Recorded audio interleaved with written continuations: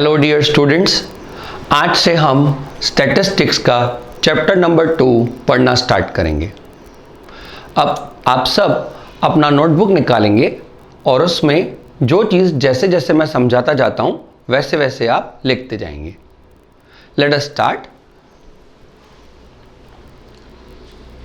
Chapter 2 linear correlation. ये chapter का board में वेटेज है 12 मार्क्स।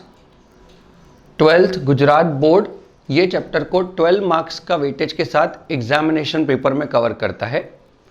इस चैप्टर में से आपको 1 MCQ which is there as question number 2 in examination paper पूछाता है for 1 mark.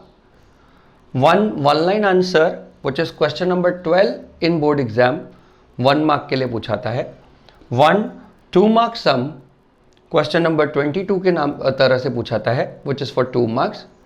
1 3 mark sum question number 32 की तरह पूछाता है which is 3 marks and 1 5 mark sum which is question number 43 as 5 marks.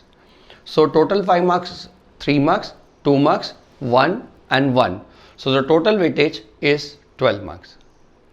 ये क्वेश्चन नंबर जब हमें पता होते हैं तो मे बी अगर हम कोई टाइम पे एग्जामिनेशन में पेपर सॉल्व करते हुए कोई क्वेश्चंस को अगर पेंडिंग छोड़ रहे हैं, so if we know the chapter and if we know the question number, तो हमें पता होता है कि हम कौन सा क्वेश्चन पेंडिंग रखे हैं, सो दैट इमीडिएटली पूरा पेपर खत्म करने के बाद हम उस क्वेश्चन पे आ सकते हैं। अभी आप ये क्वेश्चन नंबर याद करने के लिए बहुत ज़्यादा ध्यान देने की आपको कोई ज़रूरत नहीं है। मीनवाइल जब हम बोर्ड पेपर्स प्रैक्टिस करेंगे तो उस टाइम पे आपको ये क्वेश्चन नंबर अपने आप याद पड़ जाएंगे। सो आई विल विश कि आप सबसे पहले अपने नोटबुक में ये सही से नोट करें। Now once you are ready with noting the weightage of the things, अब हम इस चैप्टर का अंडरस्टैंडिंग के लिए आगे बढ़ते हैं। ये हमारे क्लास का एक बेसिक फिलॉसफी है कि learn theory as if practical and learn practical as if theory. So सारे पुराने स्टूडेंट्स को रिकॉल कराने के लिए और सारे न्यू स्टूडेंट्स को ये चीज़ समझाने के लिए मैं इसको अब ब्रीफली कवर करूंगा। When I say learn theory as if practical, तो अगर मैं आपको कह देता हूं थ्योरी में कोई भी चीज़ के बारे में कि बेटा ये थ्योरी तो ऐसा होता है, जब ऐसा होता है तो ऐसा होता है। सपोज अगर मैं 11th स्टैंडर्ड में आपको ऐसा कह रहा हूं higher the price lower the demand, lower the price higher the demand, लेकिन मैं उसका कोई प्रैक्टिकल लाइफ का एग्जाम्पल आपके साथ नहीं शेयर करता। सर जैसे बस ये स्टेटमेंट दे दिया higher the price lower the demand, lower the price higher the demand, तो आपको उसमें से कुछ खास पता चलने वाला नहीं है। ऑन द अदर एंड अगर मैं ऐसा कहता हूं कि आप मुझे बताइए कि अगर मैंगो पर केजी 100 रुपीस में मिल रहे हैं और अगर आज वो 1000 केजी बेचे जा रहे हैं, अगर आज मैंगो का प्राइस 50 रुपीस पर केजी हो जाए तो आज अब मैंगोस का डिमांड 1000 केजी से ज़्यादा होगा कि कम? तो ऑब्वियसली आप में से हर स्टूडेंट ये गैस कर पाएगा कि अगर मैंगो 100 रुपये पर केजी है तो 1000 केजी बिक रहे हैं, तो अगर 50 रुपीस पर केजी हो जाते हैं तो ऑब्वियसली 1000 केजी से ज़्यादा बिकेंगे। तो ये प्रूव करता है higher the price lower the demand, lower the price higher the demand.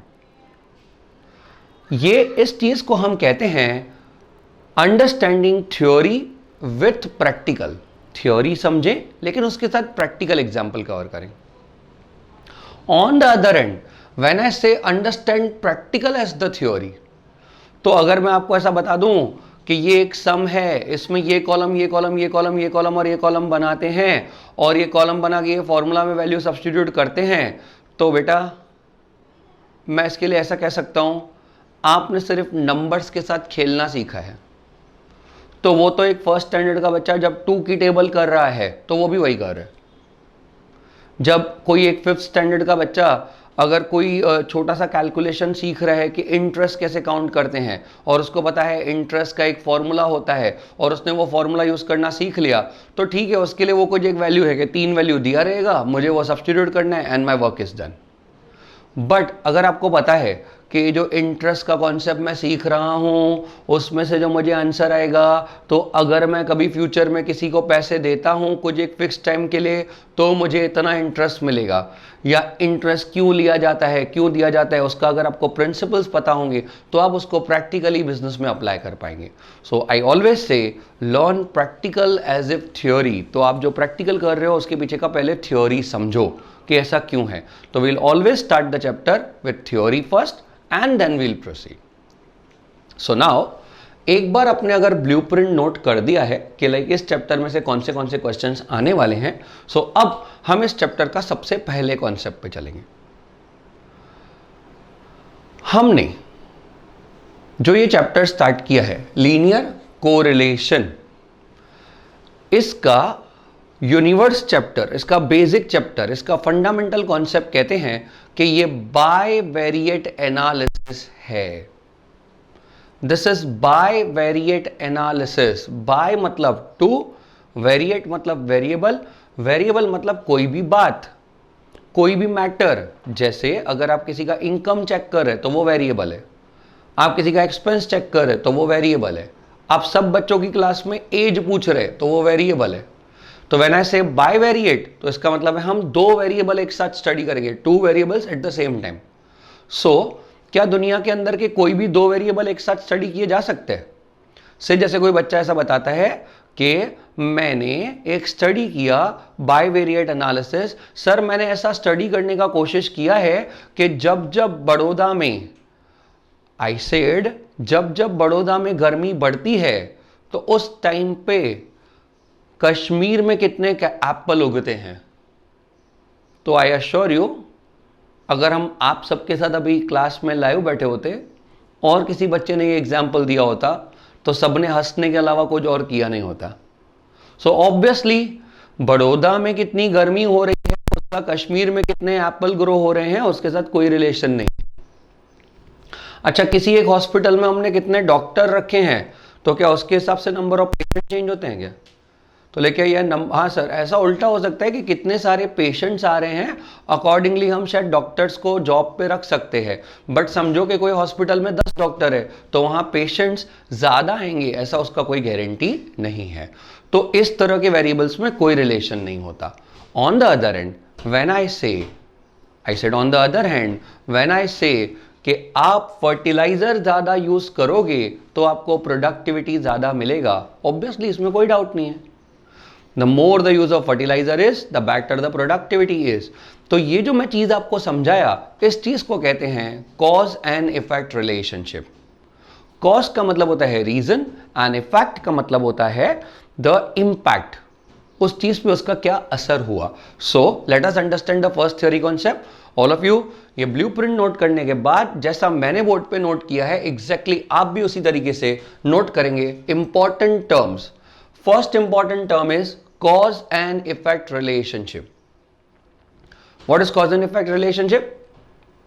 When out of two variables, हम दो वेरिएबल स्टडी कर रहे हैं, तो when out of two variables because of change in value of one variable, किसी एक का value change होने की वजह से, because of change in value of one variable, value of other variable changes. मैं अगर चाहूं आप अपना थोड़ा दिमाग लगा के ऐसा चेक करें तो क्या चेंज होने से क्या चेंज होता है? सर क्या चेंज होने से क्या चेंज होता है उसका मतलब, हाँ जैसे हम थोड़ा इलस्ट्रेट करते हैं। अच्छा, हम एक स्टडी कर रहे हैं तो जैसे जैसे अगर एज ऑफ फादर और एज ऑफ सन दिया हुआ है तो जैसे जैसे एज ऑफ फादर ज़्यादा होगा वैसे वैसे एज ऑफ सन भी ज़्यादा होने का चांस है। अच्छा सर कुछ और एग्जाम्पल दीजिए। यस, जैसे जैसे लाइफ ऑफ व्हीकल ज़्यादा होता जाएगा, व्हीकल पुराना होता जाएगा, अकॉर्डिंगली उसका मेंटेनेंस का खर्चा भी बढ़ता जाएगा, हमको उसको मेंटेन करने के लिए खर्चा ज़्यादा करना पड़ेगा। So life of vehicle and the maintenance cost they are directly related. अच्छा सर कुछ और, demand and price, that is price and demand, आप उसको बहुत पहले से जानते हैं, higher the price lower the demand, वो कॉज एंड इफेक्ट रिलेशनशिप है। So when out of two variables because of change in value of one variable, value of other variable changes, there is cause and effect relationship between two variables. For example, when we use more fertilizers, productivity in farm is more, सो इसमें cause है use of fertiliser और effect है more productivity. जब जब ज्यादा fertiliser डालेंगे तब तब प्रोडक्टिविटी ज्यादा आएगा। उल्टा नहीं हो सकता कि जब जब प्रोडक्टिविटी ज्यादा आएगा तब तब फर्टिलाइजर ज्यादा डलेगा। कॉज की वजह से इफेक्ट वेरिएबल में चेंज आता है। सो अभी आप ये अपने पास नोट करेंगे और इसके बाद हम कुछ और नए कॉन्सेप्ट कर रहे हैं। मीनवाइल मैं इस रनिंग लेक्चर के बीच में ही आपको एक होमवर्क अनाउंस कर रहा हूं। होमवर्क इज आपको मुझे कॉज और इफेक्ट रिलेशनशिप दिखता हो ऐसे कोई भी 4 एग्जाम्पल अपने कॉमन सेंस से सोच के पॉइंट आउट करने हैं। सर कॉमन सेंस से मतलब एक बार और इलस्ट्रेट कर देता हूं। जैसे मैंने बताया प्राइस एंड डिमांड, तो आप ऐसा लिख सकते हैं price and supply, higher the price higher the supply, so price is cause supply is effect. इस तरह के 4 एग्जाम्पल आप एक जब नोटवर्क होमवर्क सबमिट करेंगे तो उसमें वो 4 एग्जाम्पल आप मुझे लिख के देंगे। सर ये थ्योरी पढ़ने का मुझे क्या बेनिफिट होगा? आप तो बता रहे थे कि खाली कॉन्सेप्ट क्लियर होगा। नहीं, कॉन्सेप्ट तो क्लियर होगा ही होगा बेटा, but along with that this is most IMP 1 line answer in board exam. Along with that एक आध बार बोर्ड में ऐसा भी पूछा गया है कि you are given 4 different cases और उन 4 डिफरेंट केसेस में से आपको सिर्फ इतना आइडेंटिफाई करके बताना है कि what is cause what is effect. So जो आपका होमवर्क है वही बोर्ड का क्वेश्चन भी हो सकता है। सो नोट दिस प्रॉपरली और इमीडिएटली ये भी नोट कर ले कि आज होमवर्क में आपको मुझे ऐसे 4 केसेस बताने हैं जिनके बीच में कॉज एंड इफेक्ट रिलेशनशिप है और कॉज क्या है और इफेक्ट क्या है। Now let us start with the second concept. Second concept is correlation. जब 2 वेरिएबल्स के बीच में कॉज एंड इफेक्ट रिलेशनशिप है, सो अगर हम ये जानना चाहते हैं कि उनका कॉज एंड इफेक्ट रिलेशनशिप की वजह से जब एक वेरिएबल का अंदर वैल्यू चेंज होता है तो दूसरे का वैल्यू में चेंज कितना आता है, सो हम वो कितना वाला मेजरमेंट स्टार्ट करें उसके पहले हम ये जानने में इंटरेस्टेड होंगे कि ये 2 वेरिएबल्स के बीच का रिलेशन कितना स्ट्रांग है। तो वो स्ट्रांगनेस का रिलेशनशिप की स्ट्रांगनेस का मेजर को ही कहते हैं coefficient of correlation. I will illustrate this. Suppose आप जानते हैं कि जब जब बड़ौदा के अंदर आई सेड जब जब बड़ौदा के अंदर गर्मी बढ़ता है तो कोल्ड ड्रिंक्स का सेल भी बढ़ता है। अगर if I am interested in knowing कि जब जब गर्मी बढ़ रहा है तो कोल्ड ड्रिंक्स का सेल बढ़ रहा है, ये 2 चीजों के बीच में कितना स्ट्रॉन्ग रिलेशनशिप है कि ये कितनी बार दिख रहा है, ऐसा कितनी बार प्रूव हो रहा है, तो उसका numerical measurement is called coefficient of correlation. So अब हम उसके बारे में थोड़ा और कॉन्सेप्ट्स को क्लियर करेंगे। All the students note this very clearly. आज का ये जो फर्स्ट सेशन है इसमें आप मेरे साथ ये एक कॉज एंड इफेक्ट रिलेशनशिप और 3 और थ्योरी कॉन्सेप्ट करने वाले हैं। And this based on my experience I can make it as a point कि ये 4 थ्योरी कॉन्सेप्ट अगर आप क्लियरली समझ लेते हैं सो इट इज 90% चांस कि बोर्ड का एक 1 लाइन आंसर आपको इन 4 में से ही मिल जाएगा। इट इज वेरी क्लियर कि पेपर का अंदर जो MCQ 1 लाइनर्स आते हैं वो MCQ 1 liners are basic theory of that chapter. So let us move ahead. When we say correlation, so now you know when there is cause and effect relationship between 2 variables, now you are very clear what is cause and effect relationship. तो जब 2 variables के बीच में cause and effect relationship हो and their values change at the same time, और हम देख रहे हैं कि हाँ जब जब कॉज वेरिएबल चेंज हो रहा है वेरिएबल इफेक्ट वेरिएबल भी चेंज हो रहा है। सर चेंज का मतलब दोनों बढ़ने चाहिए, दोनों कम होने चाहिए? बेटा उसका कोई इंपॉर्टेंस नहीं है। एक बढ़ रहा है दूसरा भी बढ़ रहा है, एक बढ़ रहा है दूसरा कम हो रहा है, वो अलग अलग तरह के कोरिलेशन है, that we will discuss in detail, but change हो रहा है। When there is cause and effect relationship between 2 variables and their values change at the same time, there exists, यानी उन 2 के बीच में है correlation, ऐसा कहा जा सकता है। There exists correlation between 2 variable, तो उन 2 वेरिएबल्स के बीच में correlation है ऐसा कहा जाएगा। अब आप ये सेकंड कॉन्सेप्ट भी अपने नोटबुक में बहुत अच्छे से नोट कर लेंगे। Concept number 3, concept number 3 is linear correlation. अब हम इसके ऊपर एक छोटा सा डिस्कशन स्टार्ट करेंगे। जैसे अगर आपके शॉप पे कोई चीज का MRP है 10 rupees, so can you just make it out, 1 unit बिकेगा कितना कमाएंगे 10 rupees, 2 unit 20, 4 unit 40, 10 unit 100, 1000 unit 10,000। Sir आप ये कैसे बता रहे हो, यूनिट्स को 10 से इंटू कर रहा हूं यार, जितने यूनिट्स बिकेंगे हर एक यूनिट 10 रुपीज का है, so it is number of units into 10 will be the answer. अब ये जो रिलेशन है इसमें आप ये चेक कर सकते हैं कि जब जब x1 बढ़ रहा है तो y10 बढ़ रहा है, x1 में से 2 होगा, y2 में से 20 होगा। इस तरह के रिलेशन को बोलते हैं लीनियर कोरिलेशन, और हमारे चैप्टर का नाम भी लीनियर कोरिलेशन है। हम इसके अलावा के कोई और जो रिलेशन है जो नॉन लीनियर रिलेशन है उनका मेजरमेंट में हम इंटरेस्टेड नहीं हैं।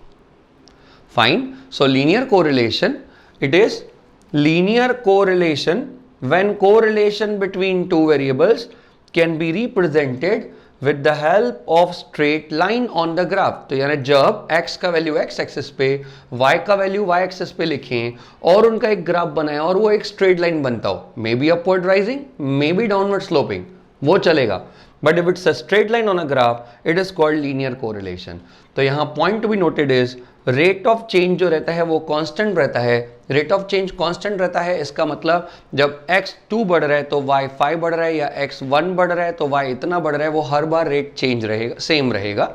सो इट इज x अगर 1 बढ़ रहा है और y अगर हर बार 2 बढ़ रहा है तो इट इज लीनियर कोरिलेशन। अब आप में से कोई ये शायद सोच रहा होगा कि सर अगर इस तरह का रिलेशन ना हो तो, so we try to make a relationship by assuming कि लीनियर रिलेशनशिप डेवलप हो सकता है और हम आर ढूंढने की कोशिश करेंगे। Fourth, what is are?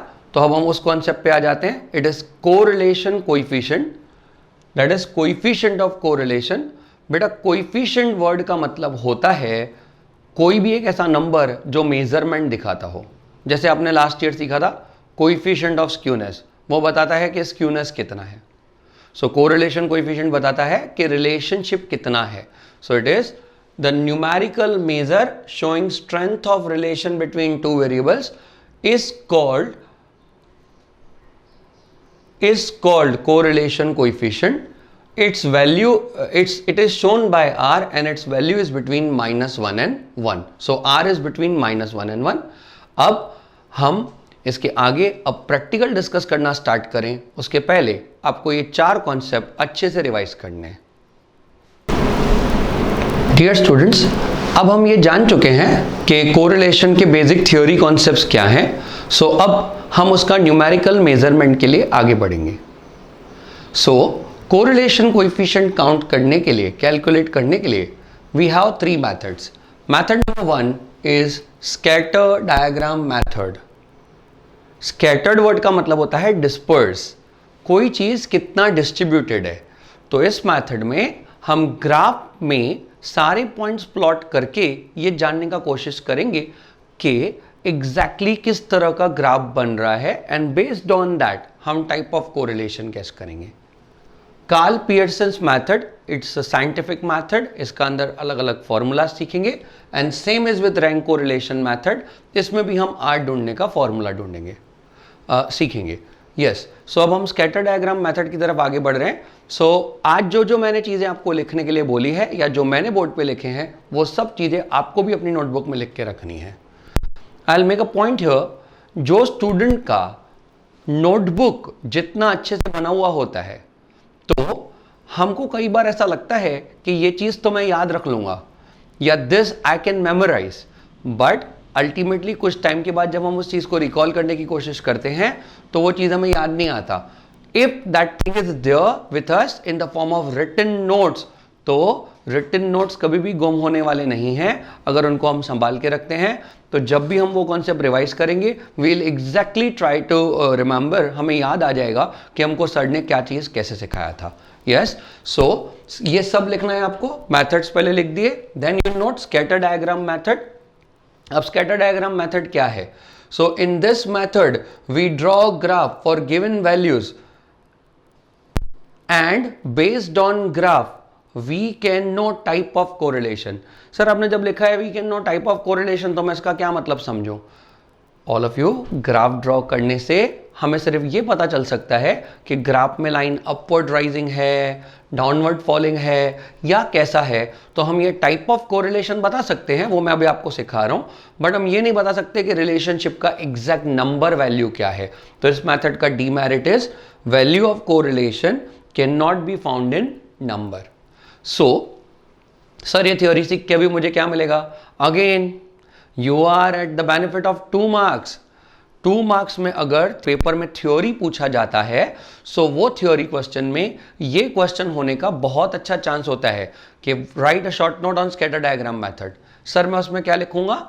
आप स्कैटर डायग्राम मेथड का 2 मार्क का आंसर के लिए ये वाला मीनिंग, मैरिट, एक मैरिट ऐड कर देंगे, वो मैंने यहां नहीं लिखा है। Merit is this method is simple to understand.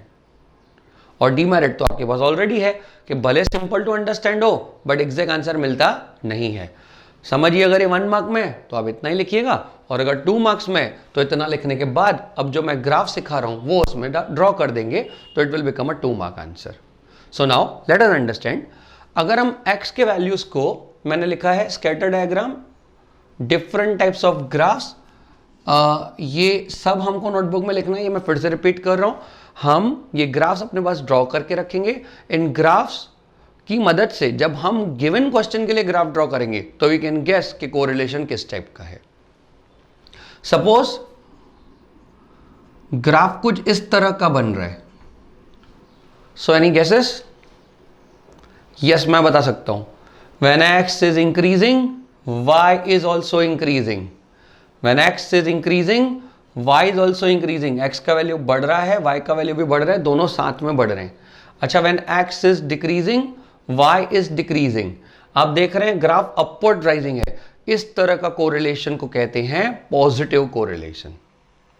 अब क्योंकि इसमें सारे वैल्यूज एक स्ट्रेट लाइन में दिख रहे हैं, तो हम इसे कहते हैं परफेक्ट पॉजिटिव कोरिलेशन, और इसका r का वैल्यू इज +1। हम ये पहले ही जान चुके हैं कि r का आंसर इज बिटवीन -1 एंड +1, सो यहां आंसर आएगा r is +1 exact. Second type is, अगर हम ग्राफ ड्रॉ करें और वैल्यूज कुछ इस तरह से डाउनवर्ड स्लोपिंग बने, दैट इज जब x बढ़ रहा है तो y कम होता जा रहा है, जब x कम होता जा रहा है तो y बढ़ता जा रहा है।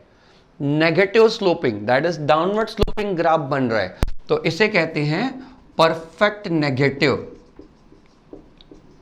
That is r is -1।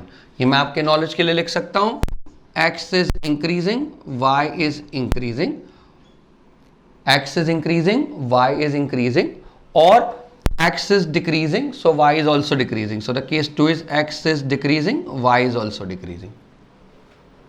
यहां हो जाता है when x is increasing, y is decreasing. Reverse relation. x बढ़ रहा है तो y कम हो रहा है, y बढ़ रहा है तो x कम हो रहा है। अब ग्राफ अगर इसी टाइप का आ रहा है, but values are not on a straight line, दिख रहा है कि अपवर्ड राइजिंग है but values are not on straight line, तो इसे कहते हैं imperfect positive correlation.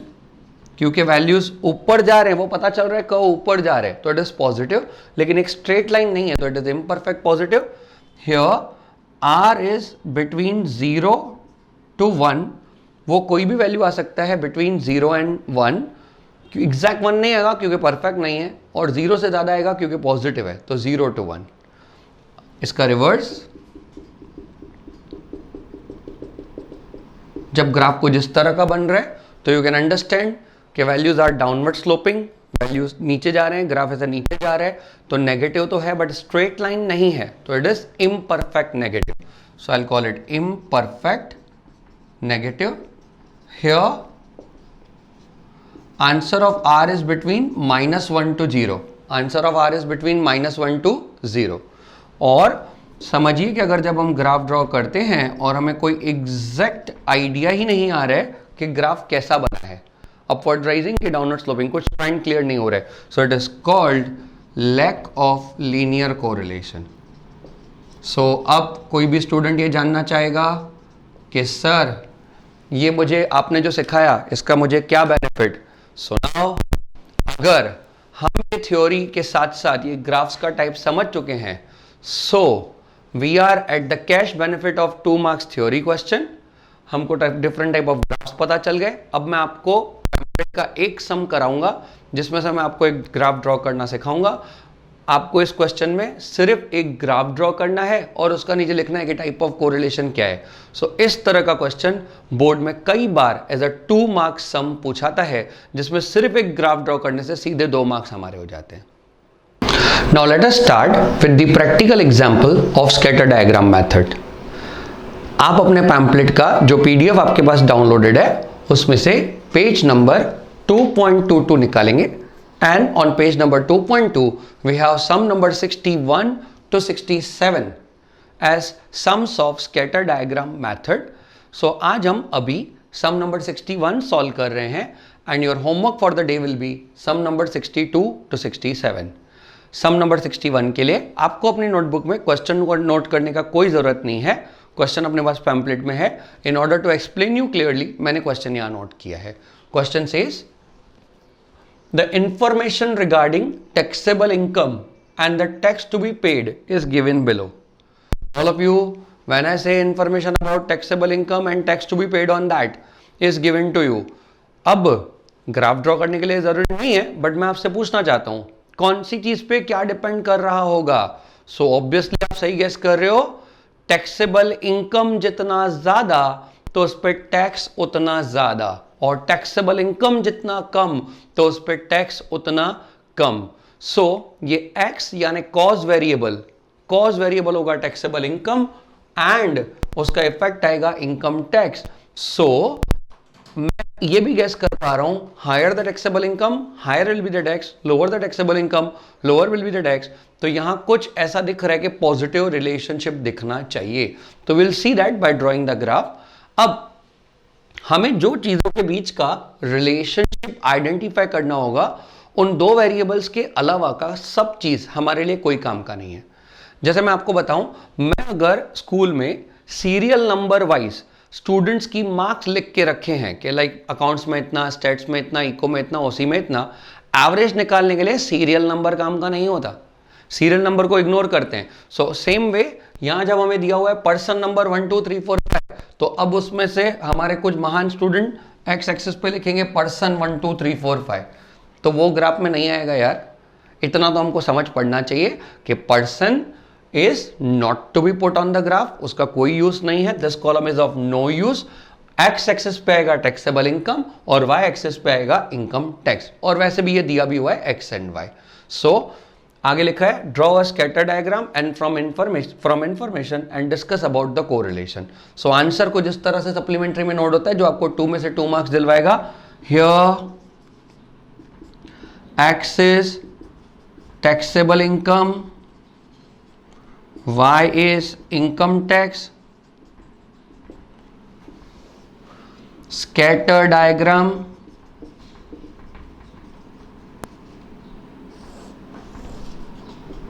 X axis Y axis. अब आपको ये सोच लेना है कि अगर आपको एक्स एक्सिस पे दिखाना है 50 30 80 20 100, सो I think gap of 20 20 will do. आप अपनी चॉइस से 10 10 का भी गैप लिख सकते हैं।